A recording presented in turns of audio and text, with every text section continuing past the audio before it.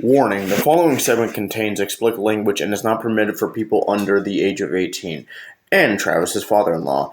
These are real funny stories, and these are stories behind them. Viewer discretion advised.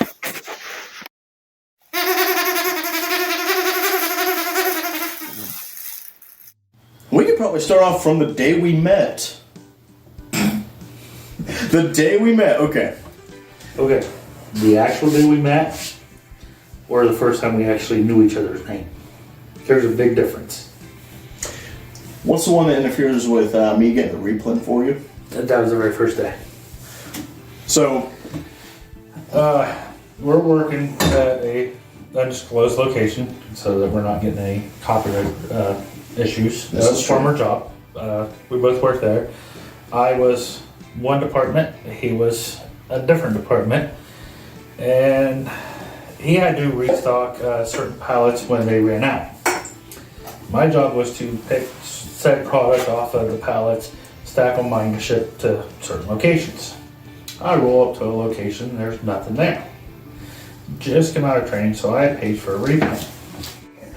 Yeah, so we worked at this. I personally worked at this facility for about two and a quarter years, and I was known as the guy for reprints.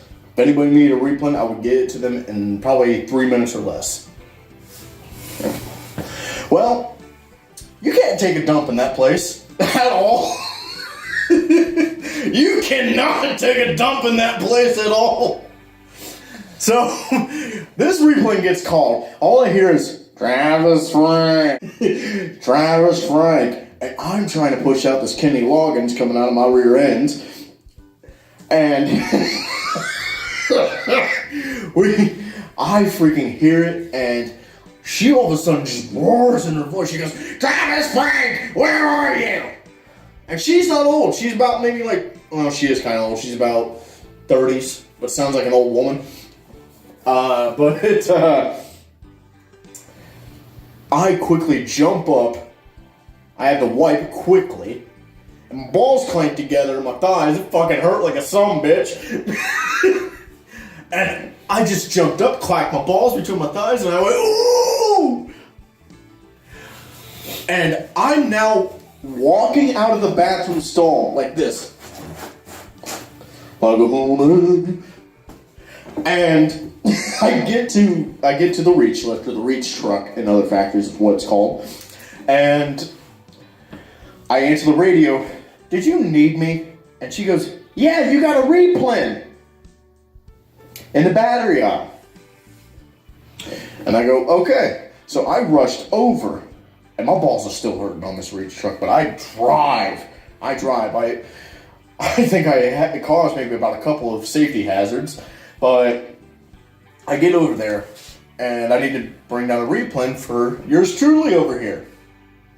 And I get the replen and whatnot, and I tell him, dude, that is the first time I've gotten a replen called while I was on the shitter. And my direct response in seconds was, blame it on the new guy.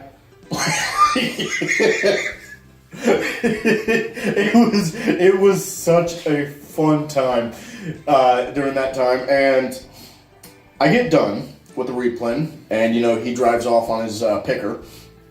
Not a stock picker, but his little... The thing I was using to get my order on my pallet. Yeah.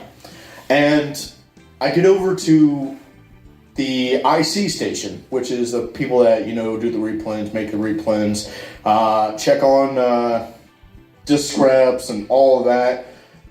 And I get over there, and I tell them, I hurt myself today. Not to quote Johnny Cash or Nine Inch Nails, but I hurt myself today. And they go, what happened to you? And I go, well, when they called for that replen, I was doing my dirty business, and I jumped up and clamped my balls together like I was spitting out fireworks. See, none of this part has anything to do with me. 100%. And they start dying in laughter. And do you remember the movie called Porky's? Oh, yes. Yes, it's a classic 1980s movie. I'm also familiar with Porky's Revenge, Part 2. And Part 3. Yep. But they started calling me Beulah the Ball Breaker for the next 3 freaking weeks because I busted my balls between my thighs. Oh, okay. On that, I do have to bring up another one that was done at said warehouse. All right, but we'll hold off on that. This is the end of this funny story, and we'll see you next time. Well, it goes in tail with that. Please subscribe to the Puncraft channel.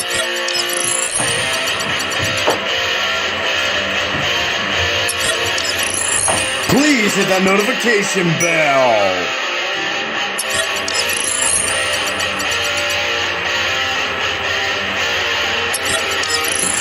And thank you for watching. Leave a comment.